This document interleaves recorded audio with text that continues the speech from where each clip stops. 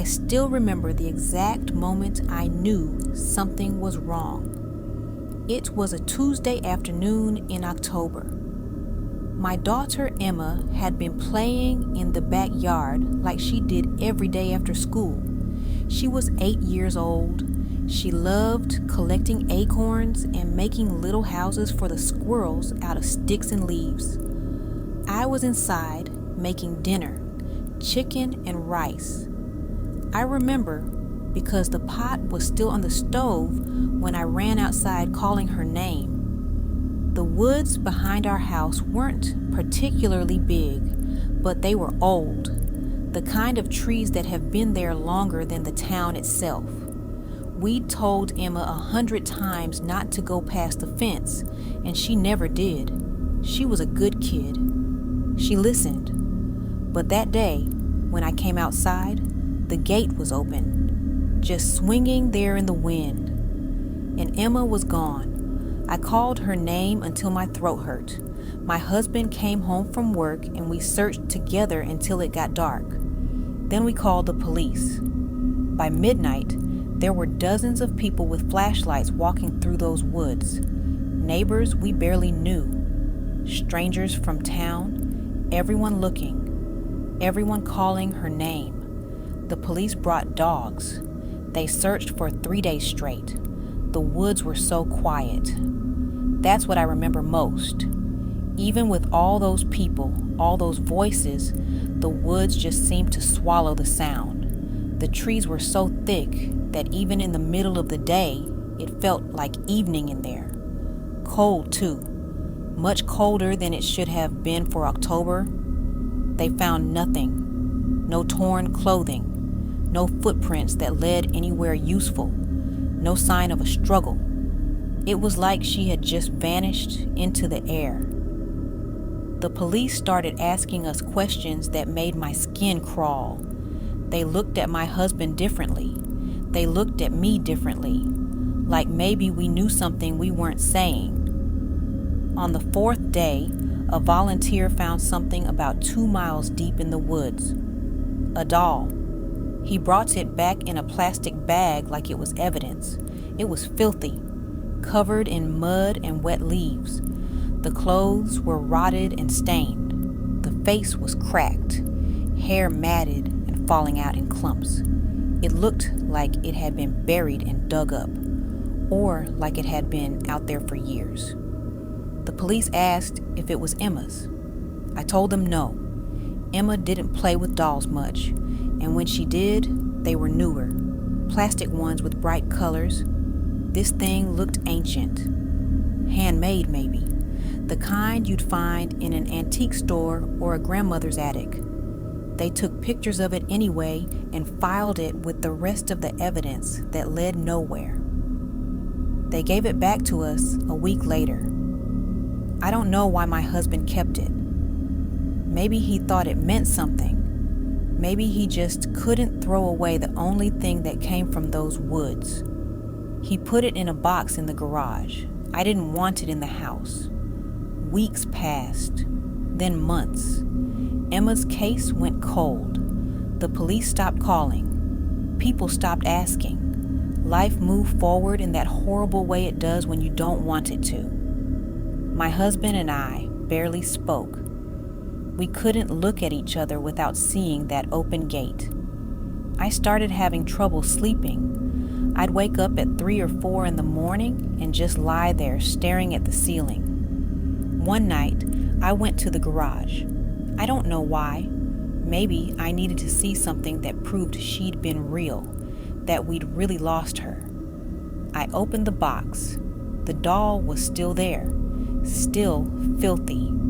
I picked it up. It was heavier than it should have been, not like plastic or cloth. It had weight to it, substance, like holding a sleeping cat or a bag of sand. I almost dropped it. The hair felt too soft under my fingers, too real. I turned it over, and that's when I saw its back. There were marks there, small scratches and bruises on the fabric, discolored patches that looked almost like skin. I put it back and closed the box. I didn't sleep that night, but I went back the next night. And the night after that, I sit in the garage holding this thing, trying to understand why I couldn't leave it alone. The face was wrong. The proportions weren't quite right. The eyes were glass, I thought, but they caught the light strangely, and they were blue, the same shade as Emma's. One night, I said her name, just whispered it, Emma, and I swear the doll's fingers twitched, just the smallest movement.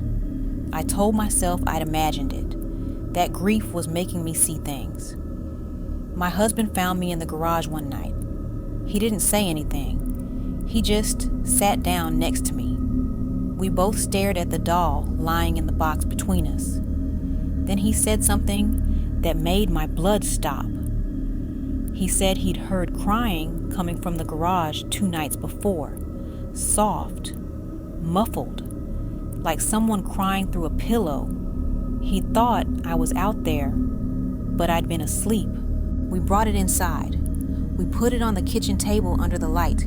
We examined every inch of it. The stitching along the seams wasn't thread. It was something else, something that looked organic. The stuffing showed through a tear in the arm, and it wasn't cotton. It was dense, fibrous, almost muscle-like. My husband touched the face and pulled his hand back fast. He said it was warm. I touched it too. He was right. It wasn't room temperature. It was body temperature. That's when I noticed the birthmark. Emma had a small birthmark on her left shoulder, shaped like a comma. I'd kissed it 1,000 times. This doll had a mark in the exact same spot, same size, same shape, darker than the surrounding fabric. I started talking to it. I couldn't help myself.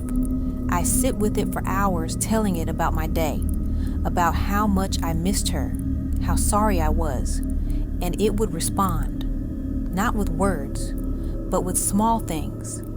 A finger would curl. The head would tilt slightly toward my voice.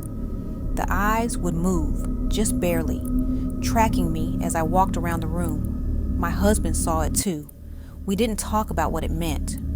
We couldn't. The idea was too big, too horrible. But we both knew. We both felt it. This wasn't a doll. This was Emma. Somehow, in some way that didn't make any sense, our daughter was inside this thing, aware, listening, trapped. I tried telling a doctor once, carefully, hypothetically. He recommended a grief counselor. I never went back. Who would believe this? Who could? We have our daughter back, but not in any way that matters, not in any way that helps. She's in the house with us now. We keep her in Emma's room. Sometimes I hear sounds at night, soft bumping, like she's trying to move, trying to get our attention. I go to her and hold her. I tell her I'm here, that I love her, that I'm so sorry. And I feel her relax in my arms, just slightly, the way she used to when she was scared and needed comfort. My husband can't look at her anymore. He leaves the room when I bring her out, but I can't leave her alone. She's my daughter. I know it's her. I know she's still in there.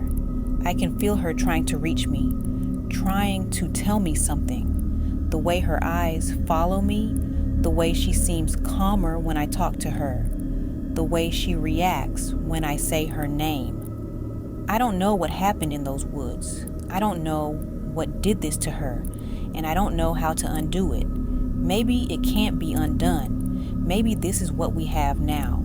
A daughter who's alive but not, present but unreachable, listening but unable to speak. I keep her close. I keep her safe. And I live with the knowledge that no one else will ever understand. They'll never believe that the thing sitting in my daughter's old room, wearing a tattered dress and a cracked porcelain face, is still my little girl, still aware, still waiting for me to save her, still trapped in something that looks nothing like her, but somehow is her. and I can't save her, I can only sit with her, hold her, and let her know she's not alone.